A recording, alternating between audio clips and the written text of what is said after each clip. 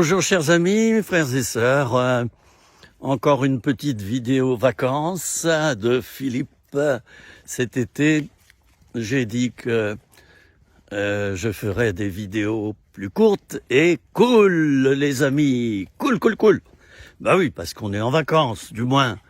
Hein, on est au ralenti, alors c'est bon de ralentir. Et vous savez quoi? Dieu n'est pas pressé, les amis.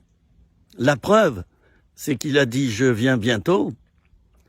Et ça fait 2000 ans qu'il l'a dit. Moi, les chrétiens ou les serviteurs de Dieu, toujours très pressés, n'est-ce pas? Vite, il faut vite faire ceci, faire cela, oui, vite. Et il y a une pression qu'on met sur toi. Moi maintenant, je fréquente plus. Ceux qui vivent tout le temps comme ça, je dis bien, hein, il peut arriver que quelqu'un soit exceptionnellement comme ça une fois, bon ben voilà, on l'est tous. Je parle de ceux qui ont un style de vie comme ça, et j'en connais. Hein. Alors vite, faut ça, puis ils ont jamais le temps. Tu commences à parler avec eux, oh excuse-moi, j'ai ça à faire, ça me fait penser à la parabole, vous savez, hein, où...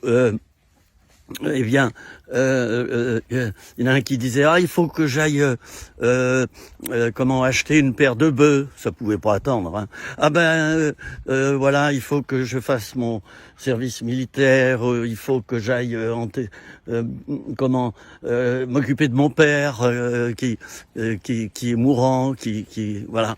Bon, alors c'est malheureux à dire, mais tous ceux qui sont toujours pressés, y compris les serviteurs de Dieu dont je fais partie.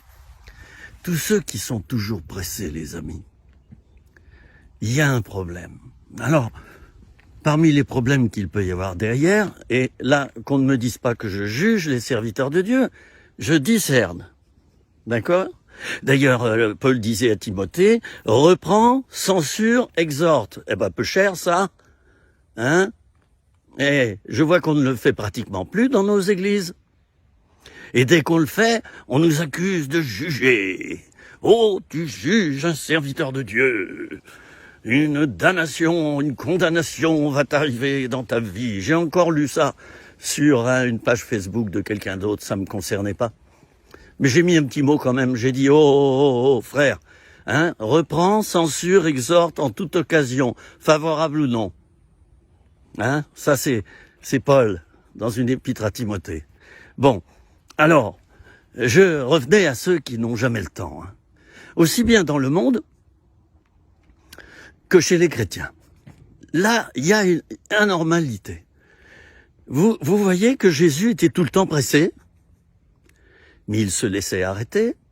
Et voilà, il y a un aveugle, Jésus, viens voir, viens guérir cet aveugle, ou viens là. Mais il se laissait, il écoutait. Je pense à un serviteur de Dieu que j'aime particulièrement, qui est tout le temps pressé, mais à la longue, c'est pas drôle. Toujours. Je me suis dit, il est en fuite quelque part. Alors, quand on est en fuite, soit on se fuit soi-même, hein, pour différentes raisons. On veut pas se rencontrer. On a peur de se rencontrer, hein. Alors, soit il y a ça, soit on fuit peut-être une éventuelle personne qui nous reprendrait ou qui verrait notre péché. Alors vite, on ne fait que passer en coup de vent. Vous savez, ça me fait penser à certains dessins animés là. Tom et Jerry, vous avez vu comme ils courent, hein. Alors, il peut y avoir d'autres problèmes chez les personnes qui sont toujours très pressées. C'est qu'elles mettent leur identité. Attendez voir, il y a mon chien qui est en train de creuser la terre, là. J'aime pas ça, parce qu'après, il est tout noir. Siki, non! Allez, enlève-toi! Oh! Comme il a beaucoup plu, il est tout noir maintenant. Lui qui a un pelage blanc, il est tout noir. Alors j'évite. Mais quand c'est sec, je m'en fiche. Il mange de la terre, c'est son problème. Ça va pas le tuer. Alors, qu'est-ce que je disais? Oui, alors, parmi les personnes qui sont toujours pressées, il y a aussi le cas de ceux qui mettent leur identité dans l'action, essentiellement. Je l'ai déjà dit, chers amis, Dieu nous a créés pour 3 choses. Être, faire et entrer en relation. Au niveau de notre personne, hein, je veux dire, hein, je parle pas de notre appel. Au niveau de notre identité, 3 choses. Dieu nous a appelés à être, faire et entrer en relation. Quand tu vois quelqu'un qui fait tout le temps et très vite, tu n'arrives pas à entrer en relation avec elle. Ça dure 1 minute, puis elle s'en va. Tu peux être sûr que c'est une personne qui fuit son être en premier. Elle fuit son être. Elle, en compensation, elle va, elle va donc développer le faire au travers d'elle, hein, c'est-à-dire les actes. Elle va faire. Elle va, tirer profit de ça. Ça remplit les vides qu'elle a à l'intérieur d'elle-même. Alors, elle fait, elle n'arrête pas de faire, son programme est surchargé, son agenda déborde, et puis, quelquefois, il y en a qui n'ont même plus le temps pour leur vie familiale, plus de temps pour leurs enfants, plus de temps pour l'épouse. Ah, c'est important, l'épouse, hein. Enfin, le conjoint, hein. C'est important. Moi, je connais des hommes qui ne passent plus de temps avec leur épouse. Et oh, vous faites une veuve avant l'heure, là, hein. Ben oui, c'est leur boulot d'abord, leur activité, chef d'entreprise. Ben oui, ça donne une épouse triste qui se demande si elle a un mari, et ça donne des enfants orphelins, ils se demandent s'ils ont un père. Alors, faut pas jeter la pierre à ces gens-là, bien sûr, hein. C'est pas ça que j'ai dit. Mais il faudrait les appeler à se remettre en question. Attendez, je vais appeler mon chien. Sikino, viens là. Bon, il est rentré dans la propriété de quelqu'un d'autre, et puis j'aime pas ça. Il sait qu'il n'a pas le droit, le garnement, hein, mais il le fait quand même. Ah, ben j'aime bien, il a de la personnalité. Bon, tant qu'il fait pas quelque chose de mal, de dangereux, voilà, je lui fais signe de venir. Viens là, Siki. Non, viens ici. Attendez. Vous voyez, je vous ai dit que c'était des vidéos vacances. Alors, ben c'est cool, hein. Vous assistez au dressage de mon chien. Voilà, viens là. Chut. Ici, là. Tu sors. Viens ici. Vous savez, quelquefois, Dieu, quand il veut nous parler, il est malheureusement obligé de nous le dire 2 ou 3 fois, ou 4 fois. Et même, au bout de 4 fois, on n'a toujours pas compris. Je préfère en rire qu'en pleurer. Bon, alors, chez ces personnes qui sont tout le temps pressées, il y a donc une fuite du temps présent, vous comprenez? Ils ne vivent pas le présent, parce que le présent est trop angoissant pour eux, c'est trop de remise en question, et c'est surtout le danger d'être dévoilé dans des péchés secrets. Ceux qui ont peur des prophètes, bien souvent, c'est ceux qui vivent dans le péché. Ah, tu sais, il y a un prophète qui passe cet après-midi dans l'église, il fait une réunion spéciale. Oh ben non, je pourrais pas y assister. Oui, ben oui, tu vis dans l'adultère.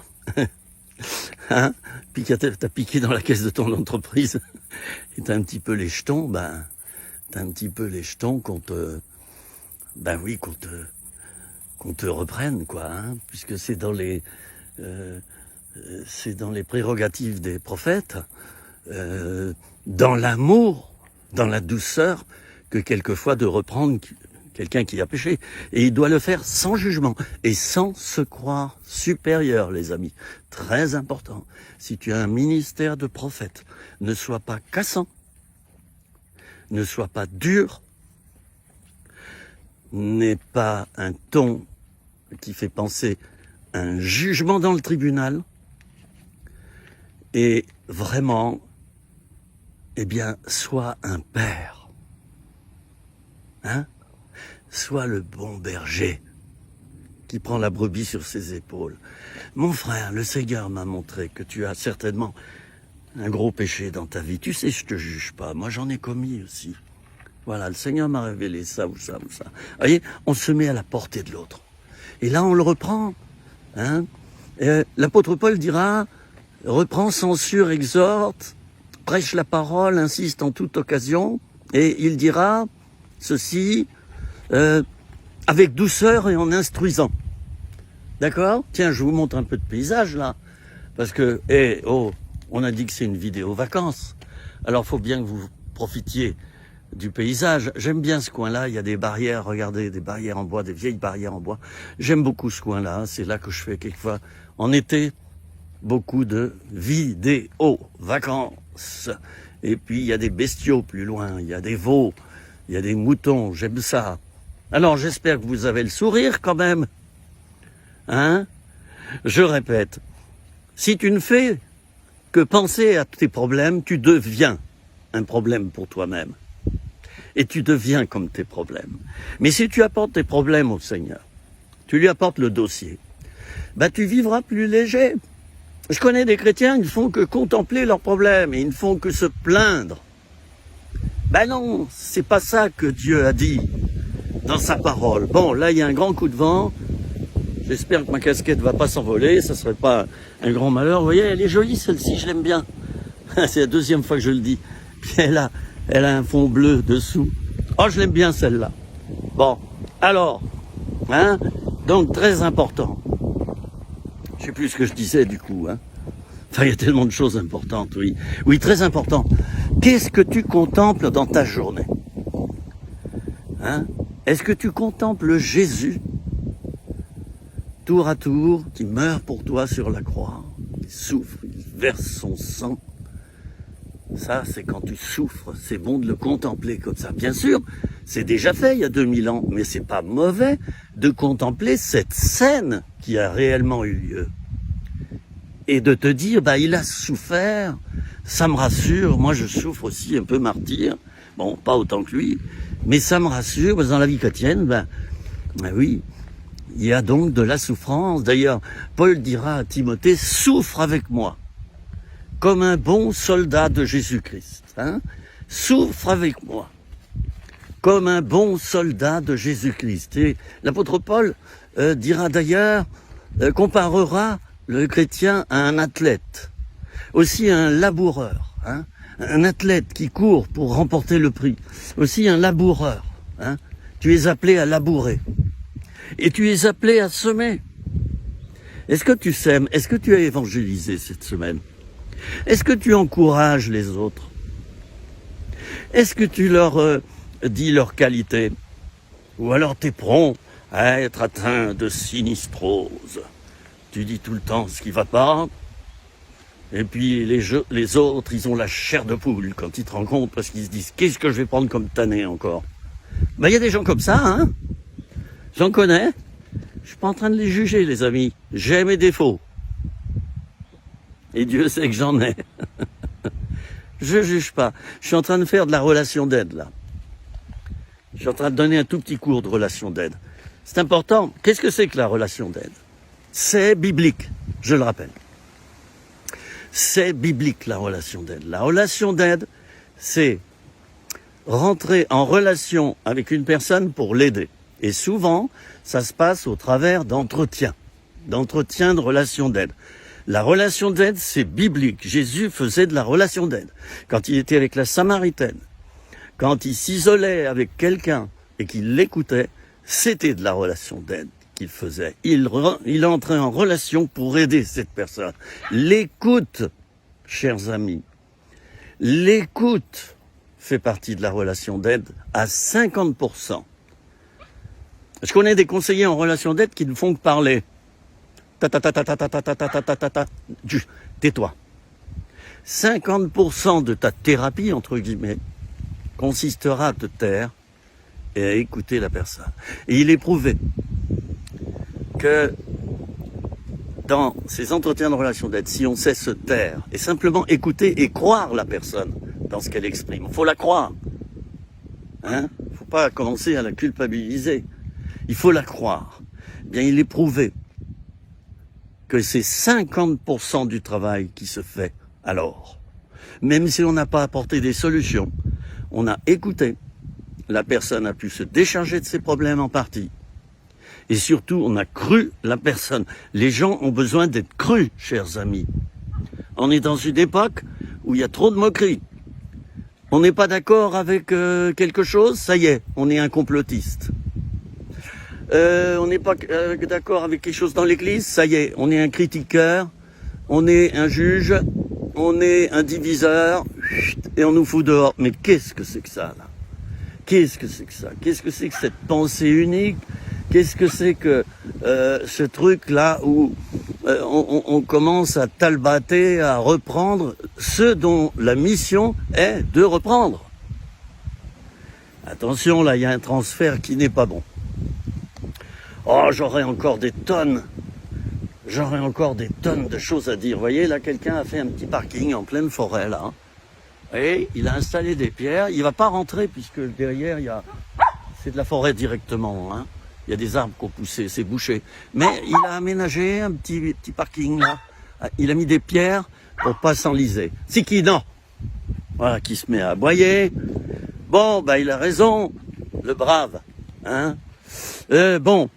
Alors, la relation d'aide, c'est biblique, chers amis. Ça fait partie des processus de sanctification. Qu'est-ce que c'est que la sanctification? C'est l'action entreprise pour devenir meilleur, pour être davantage empreint de sainteté. Il y a des livres et des mouvements d'église, je l'ai déjà dit, qui sont contre la relation d'aide et qui disent non, c'est de l'égoïsme, on regarde notre moi il est crucifié, il doit rester crucifié. Tiens, va dire ça à une chrétienne qui vient d'être violée, hein. Laisse ton moi de côté, t'as souffert, mais allez, je te fais une prière, puis ça va aller mieux. Tiens, dis ça, tu vas voir le résultat, tu vas la tuer. Mais oui, il y a des ministères qui, sans le vouloir, bien sûr, provoquent des morts intérieures. Tout simplement parce qu'ils sont pas formés, hein. Je les accuse pas, hein. Hein? Ils sont pas formés. Voilà, une personne qui a été abusée a besoin d'être écoutée et qu'on pleure avec elle. Et peut-être la solution, on va l'apporter dans 6 mois. Elle a besoin d'être écoutée, d'être crue, d'être portée. Et c'est ça qui va ouvrir un chemin où après elle va se confier plus loin. Elle va déposer son fardeau, elle va pleurer, elle va sortir son agressivité contre l'agresseur qui ne lui a pas demandé pardon. Hein? Vous voyez le soleil comme c'est beau? Oh, ici, on n'en a pas depuis une semaine. On a eu des tonnes d'eau, les amis. C'est la première fois que je sors aussi longtemps au soleil, hein? Parce qu'on n'en a pas eu pendant 2 jours, là. Mais des tonnes d'eau. Hein? Il est tombé à peu près cette épaisseur-là. Je sais parce que j'ai un seau devant chez moi. Hein, pour vérifier. Et je vois ce qui est tombé dans la nuit ou dans la journée. Et on en est à peu près à cette hauteur-là en quelques jours. Bon, ça tombe. Bien, alors la relation d'aide, c'est biblique. Et il nous faut de plus en plus des personnes qualifiées en relation d'aide. Formez-vous si vous êtes appelés dans ce ministère. C'est un ministère. Moi, je l'appelle aussi ministère de guérison intérieure. Voilà. Ministère dans le sens de service. C'est important d'avoir des écoutants qui se taisent et qui vont souffrir avec toi, qui vont croire tes douleurs, croire que tu as été massacré intérieurement, que tu as souffert martyr. C'est important. Et Jésus sur la croix se taisait. Sur le chemin de la croix, il se taisait dans sa souffrance. Les personnes qui ont beaucoup souffert ont besoin d'abord de notre silence et dans le fait que nous croyons dans leur histoire douloureuse. Et elles vont s'ouvrir. Tu peux ouvrir tour à tour un cœur et le fermer si tu es maladroit. Et si tu es adroit, tu vas ouvrir un cœur. Ah, là, tu as une responsabilité. Il y en a qui disent, c'est le Saint-Esprit qui fait tout. Hein. Alors, je vois bien hein, sur Facebook, alors je vois les commentaires. Hein. Ah, gloire à Dieu, notre Seigneur, Alors, c'est toujours les mêmes commentaires, d'ailleurs, des mêmes personnes. Le Seigneur est tout pour moi. Ben, oui, mais c'est pas lui qui va faire mes courses. Hein. D'accord ? Faire les courses, manger des gambas, par exemple, hein, et les cuisiner en mettant un peu de crème, en mettant une larme de cognac, hein, etc. Qu'est-ce que c'est bon? Du beurre? Ah oui, comme on est en vacances, ben, je vous ai dit, c'est des vidéos vacances. Alors, on peut parler cuisine également, on peut parler de plein de choses. Bon, alors, je parlais au début de cette vidéo de ceux qui vont toujours très vite, ceux que tu ne peux jamais aborder. Il y en a de plus en plus à l'heure actuelle. Aussi bien dans les campagnes que dans les villes d'ailleurs. Il y en a de plus en plus. Ils ont toujours quelque chose à faire. Bon, excuse-moi, j'y ça. Ben oui, donc tu peux jamais aborder quelque chose de profond avec eux. Hein? Voyez encore, là, je vous montre. Bah, mais ça, alors, ça vaut de l'or, ça. Écoutez, pour moi, c'est gratuit. Je vis à quoi 500 mètres de cet endroit. Regardez, tous les jours, j'y accède. Mais quel bonheur, hein? Ah, j'ai envie de chanter juste, très court. Oui, le bonheur et la grâce m'accompagneront tous les jours de ma vie. Oui, le bonheur et la grâce m'accompagneront tous les jours de ma vie. Réjouis-toi en l'Éternel, tire ta joie de l'Éternel. Et tu seras moins triste d'avoir des problèmes. On a tous des problèmes. On a tous des problèmes. Que ça soit un problème de voiture, qu'un problème financier, ou un problème de santé, ou un problème de mauvaise entente dans notre couple, ou un problème avec nos enfants, ou un problème à l'église, ou un problème spirituel à l'intérieur de nous-mêmes, où on n'arrive plus à prier, et puis ça nous fait mal, on n'y arrive plus. Faut savoir entendre une personne qui te dit ça. Je n'arrive plus à prier. Alors, voilà, tel pasteur va dire « Oh, ben je vais t'imposer les mains, ma sœur. Tu vas voir, après, ça sera facile. » Mais qu'est-ce que c'est que ça, là? Mais qu'est-ce que c'est que ça? L'imposition universelle. Non, écoute, sois pragmatique, réfléchis, discerne, prends du temps. Et s'il le faut, devant la personne, tu lui poses quelques questions pour mieux cerner ton discernement. Puis après, tu vas lui dire, voilà, eh bien, fais telle ou telle chose pour commencer. Voilà, voilà, ça va être un hameçon. Tu vas provoquer un peu les choses. Et puis, commencer à prier, 5 minutes. Et puis le lendemain, 6 minutes. Puis après, ça deviendra 10 minutes. Voilà. Il faut des conseils pratiques à l'heure actuelle. Il y en a marre de ceux qui te balancent toujours un verset biblique dans la figure comme unique remède, unique solution à tes problèmes. Oui, ça compte, la parole de Dieu. Oui, ça compte. Oui, c'est important. Oui. Mais,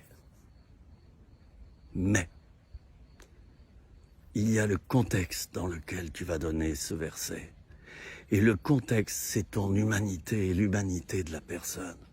J'ai déjà dit, un chrétien est incarné comme Jésus-Christ. Jésus-Christ était parfaitement homme et parfaitement Dieu. Il était incarné. On parle souvent de l'incarnation de Jésus-Christ. Pleinement Dieu et pleinement homme. C'est-à-dire que tu voyais les deux. Les chrétiens, ils sont pleinement Dieu, façon de parler. Mais tu trouves pas leur humanité. Moi, j'ai que faire de passer trop de temps avec des personnes comme ça. Hein. J'ai que faire. Ça m'intéresse pas. Ils sont pas pragmatiques. C'est tout du spirituel, tout le temps. C'est excessif. J'ai besoin d'entendre quelqu'un qui dit « Oh, mais j'en ai marre. Flûte, alors. J'en ai marre. » Plus je prie, plus il m'arrive des soucis, des problèmes. Plus je me consacre, plus j'ai de soucis. Ça, j'aime bien entendre. Ça, c'est intéressant parce que là, on peut approfondir pourquoi il y a ce genre de choses. Voilà.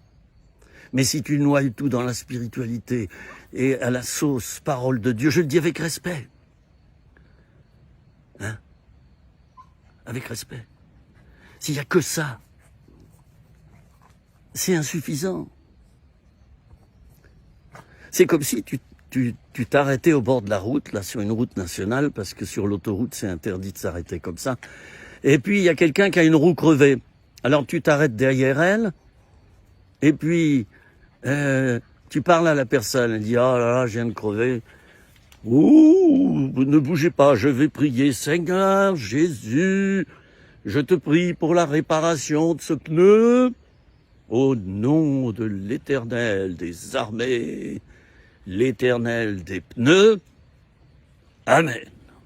Puis tu repars. Et tout le monde dans ta voiture, mais c'est quoi ça? Oui, malheureusement, il y a des chrétiens qui font comme ça. Je prierai pour toi. Ben oui. Puis toi, tu es toujours dans la mouise, tous les jours. Personne ne te téléphone. Ben oui. On prie pour toi, mais ça suffit pas. Il y a la prière et l'action. Je l'ai déjà dit. Voilà, c'était une petite vidéo au passage. Comme j'ai dit, décontractée. Une fois, j'essaierai de la faire en mangeant. Pourquoi pas, vous me verrez avec un bon menu. Bon, c'est dommage. J'ai personne qui vit avec moi. Sinon, on l'aurait fait à deux. La personne me servirait des plats. Vous verriez. Et puis, entre deux plats, j'aurais pu vous exhorter spirituellement. Bon, qui suis-je pour le faire d'ailleurs? Je suis pas meilleur ni mieux que vous. Et je le pense vraiment. Je vous bénis les amis. Faites attention qui vous fréquentez. Quand vous n'êtes plus en paix, en fréquentant une personne, quand vous vous sentez angoissé, oppressé, quand vous perdez votre liberté, quand vous sentez une emprise, évitez cette personne. Elle a un gros problème. Et elle cherche à avoir une emprise sur vous pour vivre au travers de vous. Elle vous pirate pour ne pas régler son problème. Elle se sert de vous, elle prend une paille et elle se nourrit de vous. Puis ça va mieux. Oh, je suis content, j'ai vu le frère un tel, la sœur un tel. Oh, je suis content aujourd'hui, la vie est belle. Puis le lendemain, tu la retrouves toujours les traits tirés. Oh, ça va pas du tout. Oh, j'ai pas pris mes médicaments. Je me moque pas quand je fais ça. Je me moque pas. Loin de là. Ceux qui me connaissent bien savent que je me moque pas. J'ai fait plusieurs dépressions nerveuses dans ma vie. Je sais ce que c'est que mal aller, mais il y a un moment, il faut arrêter de se prendre en pitié et de tout le temps se faire prendre en charge par les autres. Il faut arriver à faire des progrès et davantage se prendre en charge. Les médicaments sont là pour nous guérir en partie. Nous, on doit faire le reste, un travail sur nous-mêmes et on sortira de la dépression. Bisous, je t'embrasse très fort depuis ma montagne des Monts du Lyonnais. Je t'embrasse très fort. Je t'aime. Parce que tu as une valeur extraordinaire. Chaque être humain a une valeur extraordinaire. Chaque être humain. Et je t'aime. Même celui qui a tué a une valeur extraordinaire. Mais oui, Moïse avait tué. Il y en a plusieurs qui ont tué dans la Bible. Et Dieu les a choisis après leur repentance et bien sûr, après qu'ils aient réparé les choses. Quoiqu'un crime, on ne peut jamais le réparer jusqu'au bout. Alors, Dieu t'aime quels que soient tes péchés, tes chutes, tes révoltes, tes rébellions. Il t'aime. Alors avance et jette-toi dans ses bras. Nourris-toi de son amour de Père et tu verras que tu avanceras. Jamais Jésus ne te rejettera si tu te repens et tu es sincère. Au contraire, il aura plus de communion avec toi. Je vous laisse, hein? Et puis, à bientôt pour une nouvelle vidéo. Allez, comme disent les Allemands, tchuss, bis bald, alles Gute. Allez, smack encore, allez.